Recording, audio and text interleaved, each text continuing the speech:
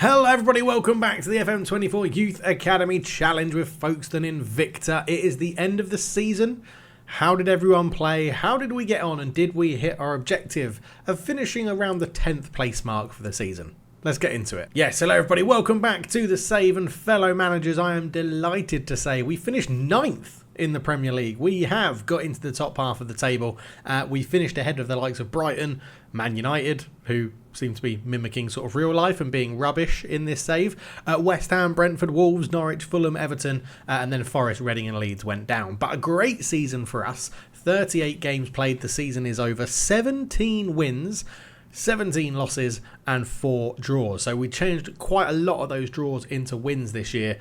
Finished with a +5 goal difference and 55 points as well, which was lovely. And that goal difference is what finished us in 9th rather than 10th, which means we get a little bit more money, but that doesn't really matter because if we go and have a look at the finances, our finances are insane. We have 191 million in the bank and we pretty much can't spend any more money on anything. We can't request youth. Well, I'll show you, right? We can't. We're looking at the club. If we look at the, it says stadium info, but it means everything.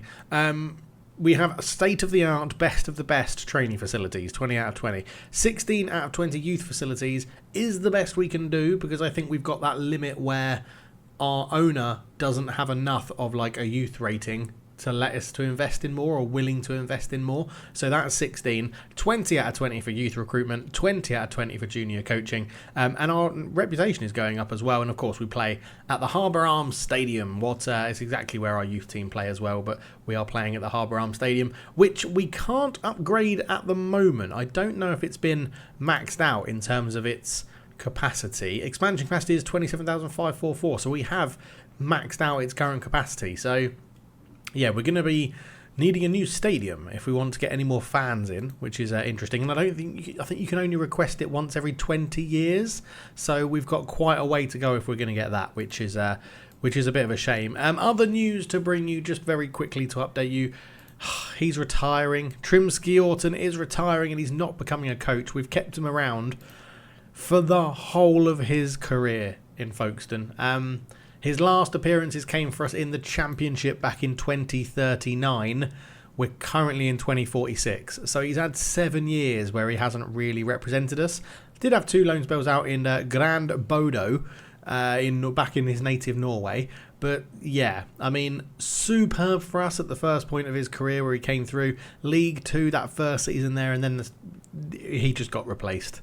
Basically, still made 7 appearances in League 1, 2 in the Championship. Never appeared for us in the Premier League, but we would have given him a little Premier League medal anyway. I say a Premier League medal. We haven't won the Premier League. We would have given him like lots of rapturous applause. I don't think he had a testimonial either. I don't think we ever arranged a testimonial for him, but he was like, when he came through was brilliant because he had jumping reach 17 and it was very good at the Vanarama National League level for like tackling, marking and things like that. But yeah, we kept him around hoping of all hopes that he would become a coach, but he hasn't. He is going to retire, so we'll be bidding farewell to what I think we can describe as a club legend. I do think Orton is a club legend, and we will give him a fair send-off and see him away. But yeah, this will be his last season at the club, and he'll be retiring from football completely. But away from Orton, let's go and have a look at the schedule then. We said we had this big run of games coming up, didn't we? Tottenham, Chelsea, Man United, Everton, Man City, Liverpool, Brighton. Yeah, it was okay. We got through that, not too bad. Then had the youth intake that we touched on in the last episode. And then we went and played Southampton, Leeds, Wolves, West Ham, Reading, Forest and Arsenal. And I'm pretty sure I said they're all winnable games. And we did win them, except for Arsenal. Obviously, they ran away with the league. We won them all, except for Southampton, which was a 5-4 absolute humdinger at their stadium, which I think is still, I was going to say St Mary's. Is it called St Mary's? I think it is. No, it's not St Mary's. It was their old ground. No, the Dell was their old ground. It is St Mary's. Yeah, I should never doubt myself. You can see goals galore in this one. Chances, like they absolutely battered us in their 4-4-2, but somehow we kept our way. We kept in the game. They created 3 clear-cut chances. We created 2. So in terms of chances created, it wasn't actually too bad from our point of view. But yeah, 2 goals from John Perry Joseph made it 2-1 to us. Then they got one back. Then they scored a third and a fourth. Then we scored and made it 4-3. Then we scored and made it 4-4. And then they won in the 85th minute, probably deserved, through Vanjan Medven. But yeah, what a game that was, 5-4. But yeah, then we went on that absolutely outstanding run, beating Leeds, Wolves, West Ham, Reading and Forest, and then losing to Arsenal on the final day of the season. But Brighton didn't win on the final day of the season, so it meant that we wrapped up 9th place in the league, which was absolutely beautiful. Now we do have the this is what I was looking for, the end of season review. That's why I've not looked at any more of the news. So we'll quickly flick through this because there is some awards and stuff that we can go through. But obviously we didn't sign anyone. But yeah, 9th place in the league, a very, very good finish for us there. The board A+ because they wanted us to just try and avoid relegation still, which is what they're doing. 99% home attendance, and Massimo Engelfield was a top goal scorer with 21 in 38 games. Very, very good from him. In the FA Cup, knocked out in the third round by Bristol City. As I said, we've got these two. We've got like the best 11, and then we've got the Cup 11, so that we can rotate and make sure everyone gets game time. They got knocked out in the first round of the FA Cup, but the Carabao Cup was slightly better, getting through the first 3 games against MK Dons, Accrington Stanley and Sheffield Wednesday, and then losing to Chelsea 5-1. We're expecting, I think for a little while, our rotated team to get knocked out by big teams in the Carabao Cup, so I'd expect the same next year. Like if we get early good easy draws, our rotated team are more than good enough to beat sort of like, I'd say, championship teams and below.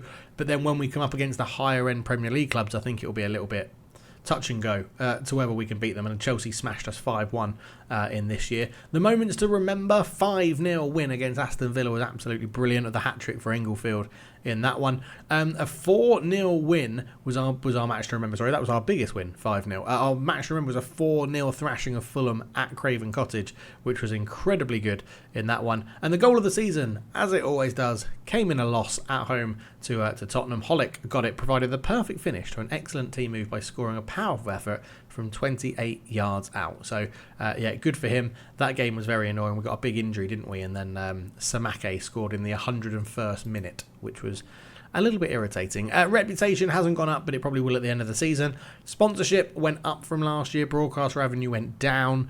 Corporate and hospitality stayed pretty much the same, but a little bit up. Prize money went up, and matchday commercial and retail revenue went up as well. Englefield, Joseph, Koedu, Ruffles and Haynes is now stuck into the top 5. So interesting to have a goalkeeper in there. Lots of goalkeeper kits being sold. I would buy one. It's purple. I'm a fan of a purple kit. And there is our best 11 throughout the season. Haynes in goal, Taylor, Gardner, Gannon and Hessen-Tyler, Barnes, Reese, Ruffles, Joseph, Koedu and Englefield up front. It's a system that we rotated to. We had a bit more of a possession-based one, and then we had our very attacking system, and both of them worked very, very well. And then the awards. This is where we get into it here. So we didn't win anything, apparently. Fans Player of the Season was John Perry Joseph. He also got the Young Player of the Season as well. Marcelo Hollick got Goal of the Season for the 17-year-old. Top goal scorer was Englefield, 21 goals. And John Perry Joseph got the most assists with 10. Those two being very good playing together. They're really enjoying it. Kadu Koedo, 4 player of the matches. John Perry Joseph with the 7.2. And Shane Gannon with the most completed passes per 90 minutes with 55 completed passes per 90 minutes, which was very nice. Competition awards. John Perry Joseph won the England Players Young Player of the Year, which was very nice. It's going to boost his reputation a little bit. And the 21-year-old picking up the coveted Young Player Award, which was lovely. And Massimo Engelfield, as he always will while he's at the club, broke his own record for most league goals by a player. He's now up to 223 goals, which is absolutely incredible, isn't it? When you think he's played 421 games for us and he scored 223 goals. It's incredible, absolutely incredible. And his highest scoring season was actually in the Championship with 31 in 41, where he played more games, but he's actually been very good in the Premier League. 24 in 33 last year, 21 in 38 this year. He's just absolutely phenomenal at this level, and yeah, he's still around. There's still no interest in him. He's got huge value. He's playing really well. His reputation's good. His ability's good. He's still got, I could still play for another 8 years potentially. Yeah, really, really good. So I'm quite happy that no one's coming in for him. And yeah, we were really good at a top half finish, which is absolutely superb, isn't it? It's absolutely superb, and absolutely love it. Ninth top half finish, moving on. Is Europe on the cards for next year? I hope so. English football is in the position now where it hasn't happened yet, but the coefficient I think will come through, and it means that 7th place does get Europe as well. And you look at that top 7, and you think we've basically got to replace Southampton. We need when Southampton have a bad year, that's the year we need to capitalise to get in there, because like Man United, I guess, is the other big team that should be up there, but really, if we're already finishing 9th, if we can capitalise and sneak into a European place next season, that would be lovely. But we're not going to count our chickens. We know this is a long series. There's the supporters update for anyone that likes that and is interested. I actually honestly don't know what this does in Football Manager. I don't know the point of it. I don't know why the manager would be told it. It just seems a bit nonsense, doesn't it? We had a very good season. We're going to agree to the club expectations and everything. Squad dynamics are all looking good as well.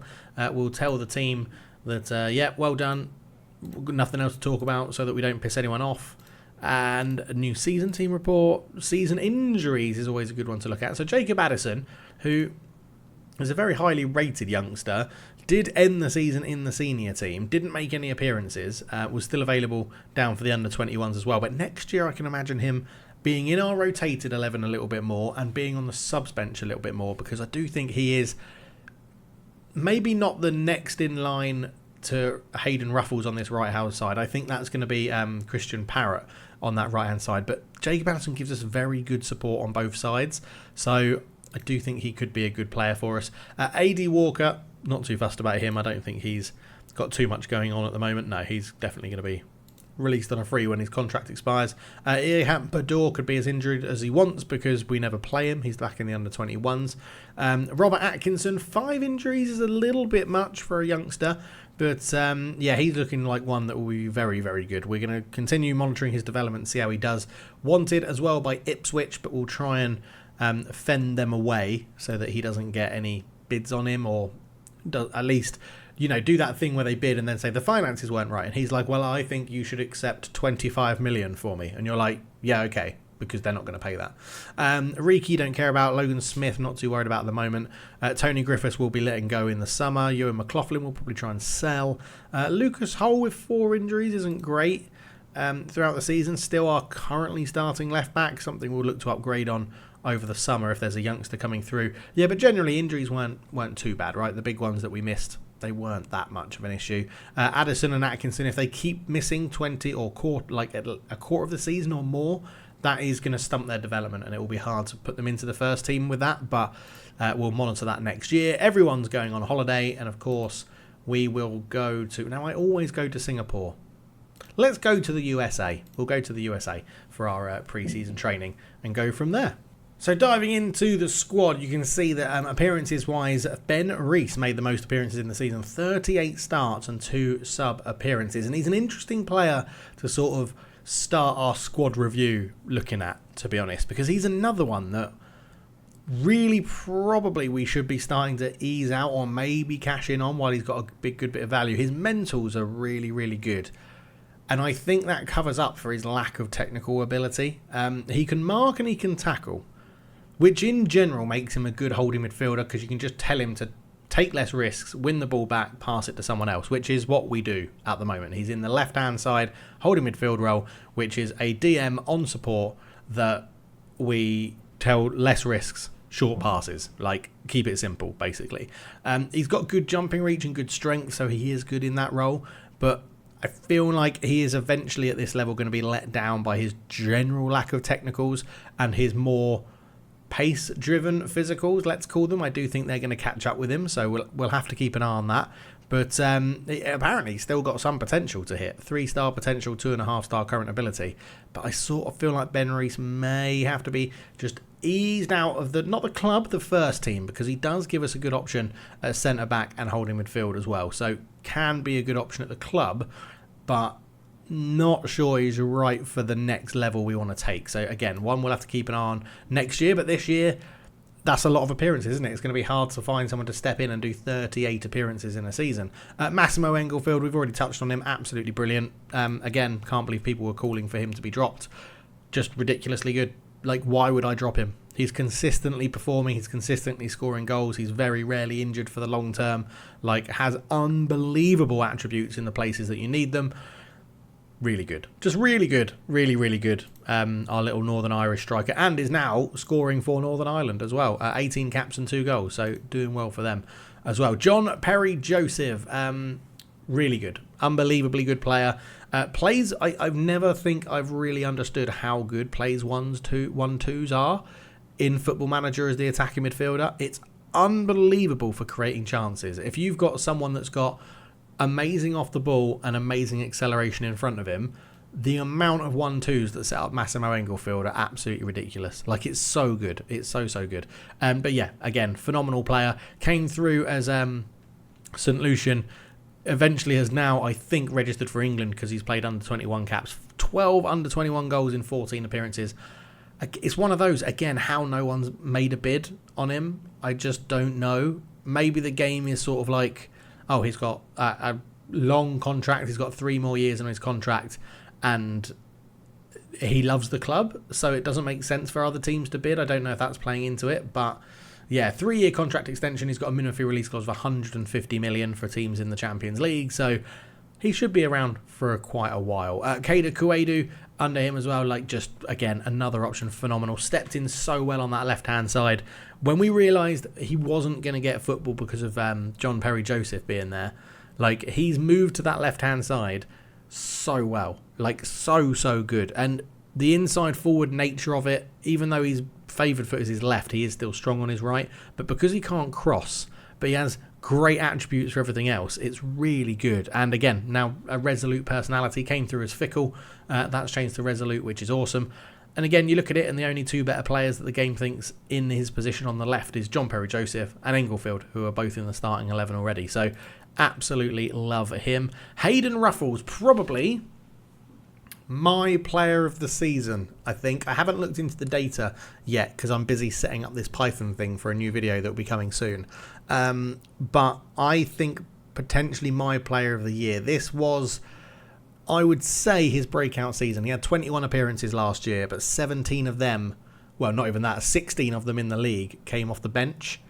This year, 34 starting appearances in the league, 8 goals, 8 assists, a 6.8 average rating. He has made that right-hand side his own, and it's worked perfectly in the year... I didn't mean to click off his profile. It's worked perfectly in the year that Balberia and Carson have been demoted, let's call it. They're not part of the first team squad anymore, and he has stepped up, and the development has helped him, and he's only 22, so he's going to get better, potentially. But yeah, he's got that position until we're definitively sure someone else comes through to take it off him, because not only is he good, and he's had a good output in terms of his season, like, he loves big matches and is really consistent, which is brilliant. It is absolutely brilliant. So I am delighted with Hayden Ruffles. As I said, probably my player of the season in terms of performances for a new player stepping up. Probably my player of the season for the whole squad, to be honest, because his output is ridiculous. His performances are great, and he's so good. And to be fair, at 22 years old, he's probably earning that 44 grand a week in this football team. To think he gets paid more than John Perry Joseph could be a little bit of a questionable thing, but yeah, I like it. Here on a long-term contract as well, really good. And that also goes for Shane Gannon, someone I wasn't too sure about. I thought his acceleration, his passing, and his general lack of the mentals where I think you need them at centre-back. So leadership, I know, can be key at centre-back, but Gardner next to him has got good leadership. But yeah, his top mentals are incredibly good. His physicals that he needs to rely on are incredibly good. He still tries to play his way out of trouble, and that does cost us goals. It does cost us goals. I've tried to get him to untrain it, but he won't. But I'm not going to hold it against him because he's had a phenomenal season. He's had an absolutely phenomenal season. 6.8 I don't think does him justice.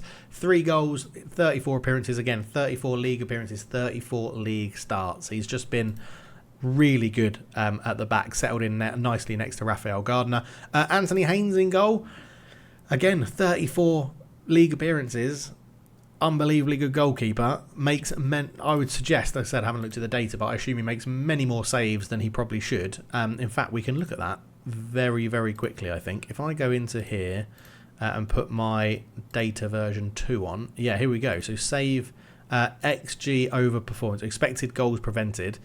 Yeah, he saved 0.5 more goals than he should have done, which isn't too bad. Joe Jones conceded more than 2 than he should have done. That's pretty poor, to be honest. But yeah, 0.02 per game. So he has conceded less than he probably should have done. Saving 81% of the shots as well that he's phased is really good, or expected to save.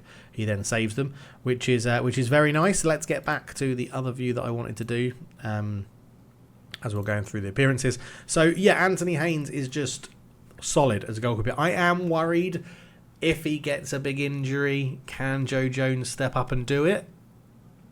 But then I'm also like, it's a worry that I don't think I need to be too worried about, because he's very rarely got big long-term injuries. I mean, if you look at the injuries in this list, there's a few in there as moderate, but it's nothing dreadful. So touch wood, he's okay. And again, very consistent. Just a very, very good goalkeeper. And 21. He's 21 years old, worth £92 million. It's ludicrous. Ludicrous how good he is. Raphael Gardner, we just touched on. Again, solid at the back. Really, really good. 24 years old. Minimal value. His reputation's not going up, and that means clubs aren't interested in him. And he's just brilliant for us at the back. Again, he's going to have that position nailed down until we know there's a good enough centre-back coming through that can replace him. And at the moment, there isn't. We've got a couple of youngsters at the squad. Darren Milne, I think 20 years old, isn't going to be good enough to replace him. I'll probably send him down to the under-21s next year, because there are a couple of people in the under-21s I'd prefer to give game time to. But Hayden Jones is probably his next big backup or competition. And again, it's not, other than jumping reach, there's nothing stand out there. But yeah, it's Raphael Gardner's been brilliant. James Barnes, another one, stepped up. He's made that holding midfield position his own. We settled on that. That's where we've played him, valued up to 37 million. He had one appearance at right wing in a time where we were struggling with injuries. But yeah, 7 average rating, 34 league games, 32 league starts in that, 3 goals, 2 player of the matches, 8 assists as well from holding midfield. He's just really good. Really, really good. Very happy with him. Lucas Hull, we've touched on, the left back. He starts at left back because he's the best we've got. I don't think that necessarily is a compliment. Hesson Tyler is probably pushing him quite close, but then Hesson Tyler lacks acceleration, which is, I think, quite crucial, even though it's not listed on these. If we put over here and actually we play people as wing backs on support, you can see it suddenly comes into play. But yeah, so we're desperate for a left back. We're not desperate because we're playing pretty well, but we'd be very keen for a good left back to come through. And then on the other side, Danny Taylor picked up a few injuries this year, so missed a bit of game time. 26 appearances in the league. None of them as subs, all as starting positions. But yeah, again, fine. It's the classic Football Manager that fullbacks coming through as new gens are very difficult. And if you can't buy good ones in, it's incredibly difficult. So we're just looking at purely, and this is a bit meta, but for our wing backs, we purely just generally look at physicals and then what can they do. So neither of our fullbacks can really cross, so we tell them to get as high up the pitch as possible and then cross from the easier positions, so cutbacks and things like that. But yeah, Danny Taylor's been really good, really, really good, and that's probably most of the starting 11 like that we've gone through there, and I think that's good. I like that. So a few of you have been asking for us to look at some more of the players, and I think that's really good. Now, what I wanted to touch on other than that is our best up-and-coming youngsters, and Keith Simpson was one we touched on last time. He's not really progressing as much as I probably would have liked, right? If we go onto his attributes and then look at all time, it's not phenomenal when you think how much JPJ have improved and Englefield have improved. This is quite steady. Now, I know he's young, he's got a bit more time, but it's okay. It's okay, isn't it? It's okay. His physicals have been great, like most players do in good training facilities. In the first few years of their career, their physicals go up quite a bit. But I don't know. I'd like to see a little bit more in Keith Simpson there. Christian Parrott is sort of the backup to Hayden Ruffles. Physically is an absolute monster. a physical monster, absolutely physical monster. If we look at all time, I mean, he's gone up 3 in acceleration, he's gone up 2 in pace, 4 in balance, 4 in agility, 5 in strength. Again, good improvements. Actually, he has improved quite a lot. Maybe it's because he's being more of a backup and getting a lot of game time. But I feel like there needs to be this crossover for next season into really giving these backup players. Stephen Danton is another one that plays backup on either full-back position. They really need to take their opportunities in the cup games when we're giving them to. And I think it's helping. I do think it's helping doing that. They're training better. We're praising training a lot, and they're getting these appearances in the cup. If we can have a really long cup run, I'm talking like FA Cup semi-finals or something. If you can start in the third round and get all the way to the semi-finals playing a rotated team, that's a decent amount of football for these young players, which is something we want to keep an eye on, right? And then we've got people like Robert Atkinson, doesn't look too bad as well, like mentally really good, physically doing all right. Obviously hasn't been at the club too long, but yeah, I mean, there's a lot of green arrows in there. There's a lot of things moving in the right direction. Just really want to see. Maybe I've been spoilt because we've had John Perry Joseph, Englefield, and Koedu and their sort of development. But they've been. I mean, it's tough because John Perry Joseph is only 21, and like a number of these players are only a few years off him. Like Keith Simpson is 19, Robert Atkinson is 18. It's a bit different when you look at like Marcelo Holick playing in the defensive midfield role, in the rotation sort of section. You can see his appearances down here where he's got like 4 appearances in the Premier League, 4 starts and 3 sub appearances. Scored a goal, got a 6.97. Carabao Cup, played all 3 games in that with 1 goal, 1 assist, a 7. Dropped down and helped the under 21s out and stuff. Played a little bit in there as well. Got a game in the FA Cup and a 6.9. So we are trying to give them opportunities. They just have to be really good, like either when they do it or they've got to hope for a long-term injury to one of these players that is in the starting 11. So it's tough. It's getting to that position now where giving youngsters the football they probably need to develop is pretty tough, to be honest. But that moving into next year, players we're going to keep an eye on. Geordie Hewson, I think, even though he's 16, I think he's ready to be in our rotated Cup 11, and I really want to give him an opportunity because I'm hoping as well, if he plays in the Cup games, we can get rid of some of that consistency issues because he'll be getting wins in the Cup. But we'll see. So we'll keep an eye out for Geordie Hewson next year. Another one is Danny Ball. I think is going to step up to be our sort of 4th choice centre-back. Like, I think he's going to be given a chance in the rotated Cup game, see what he can do. Hopefully improve some of these attributes down here. Not Nicky Burbage is very highly rated, but I don't think he's ready to step up just yet. 17 years old, we'll give him another year in the under-21s. Maybe if there's injuries, might get a call-up as well. And then other than that, no one really stands out to be like, oh yeah, you need to be playing in our rotated team. So maybe, saying that, maybe Sir Nogus, the Lithuanian whose name I couldn't pronounce, because he's very good physically where we need him to be, and he is quite good technically where you need him to be. His first touch, his dribbling, his passing, his technique is all quite good. So again, maybe in the rotated cup team, I think it would be quite useful to play him. Already capped for Lithuania at 18 years old. There's clearly a good player in there. So yeah, I don't know. We'll see. We'll see how it goes. And then obviously people in the under 18s, we give them a little bit more time in the lower reaches of the division. But Nick Shadbolt, we keep getting what are they called? Like training reports from our assistant manager and head of youth development around how good Nicky Shadbolt is developing. And now there are yellow and green arrows on there, which is great. I don't know.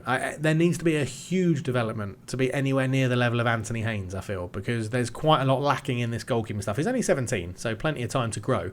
But I do think that's it. But as I said, there's not a huge amount of people like looking at squad changes next year. I think we'll have quite a few freebies released for people that have gone out on loan this year and come to the end of their contracts. But really, I don't see this starting squad changing all that much. Maybe a couple of youngsters coming up just to help out a little bit more. Maybe Ben Reese dropping down to a bit more of a rotation option. We'll see how it goes. But the under-21s, again, I can't see it. A couple of people coming up, like more experienced people. If you look at the age, we're being pretty ruthless now with all these people are too old for the under-21s. So they're in the under-21s, listed for sale, listed for loan. Just see what they can do and try and get a little bit of cash for them or move them on and things like that. So yeah, we'll see. We'll see how it goes next year. And then finally, what I wanted to touch on in this slightly longer video, which definitely some people have been recommending or been asking for, is looking at the shortlist. So this is everybody that leaves the club. We always shortlist them and going on. Luke Belwick, well, he's been turned into, given that he could have been a one-club man, he's now turned into a bit of a journeyman. Came through our system. Blackburn played his release fee. He was pretty rough. He got a 7.4 in the only one game he played for him. Classic Football Manager AI. They sold him to Derby, where he played 19 games in the first season. Played 1 in his next season, when he was then sold to Hull for 4.4. So, yeah, he's doing all right. He's doing all right. Probably is the player at the highest rep club. We've got Seattle now have Ollie Lewis. They bought him directly from us, I think. Yeah, 200k. He's done all right out there, doing pretty well this season for them as well, on a 7.2 rating. Not too bad. But overall, yeah, no one's done... Oh, that's going to sort of by alphabetical order, isn't it? Let's go world rep. Is that what we're doing? Lamanza is back in Congo, I think, playing for Daring Club at Motama Pembe, which is interesting that he's gone there, given he's the highest rep player around. Onyema's at Luton. Conor Murray at Met Police. We've got a couple of people still on free transfers that I'm sure will get picked up by someone. We've got Kamil Wolski has gone to Lech in the Polish leagues. We've got Will Phillips on loan at Gillingham. Where's he on loan from? He's on loan from Sheffield United. Oh yeah, I forgot we sold Will Phillips to Sheffield United. 190k. Loving life at Gillingham. 17 goals in 39 appearances. So I'll be enjoying that. For Gillingham. Any other? We've got Bradford in here. Chris Chapman at Bradford. We've got a couple of people. Lincoln, Ipswich. Michael Collins at Ipswich, but will soon be joining Wimbledon, AFC Wimbledon. You've got a Blackpool player in there. Oxford United, Ramsgate, Grimsby. Paul Horn at Grimsby. So yeah, like again, where most of the people that we do release are finding clubs. They are picking up clubs. A few people were still on free transfers and stuff, and a few people have retired. But generally, we're producing good enough players that always go and find another club. Not always the best. Some of them really low down. Some of them not even in like the national leagues. But yeah, I'm happy. I'm happy with that. Michael Onyema, the first player we ever sold for decent money, and it really didn't work out. 350k to Bristol Rovers, and a year later they said, nah, 87k. 2 years after that, it was, nah, we're going to join Boston. Then he moved to Luton, who have gone all the way down to the National League, and he's now a first-team regular for them. So he's found another home, which is very nice. Which is very, very nice indeed. Yeah, did that say... Oh yeah, 250k, sorry, we sold him for to Bromley, and he was there for a few years getting a bit of games, and then they cashed in for profit to Bristol Rovers, and it didn't work out. Yeah, I missed that one out. But yeah, we'll leave it there. Thank you so much for watching. Hope you enjoyed this little end of season review. We'll be back next season to start the season, probably similar to this. We'll come back around 10 games into the season, see how it's going, see what the squad looks like, and I'll see you then. Cheers.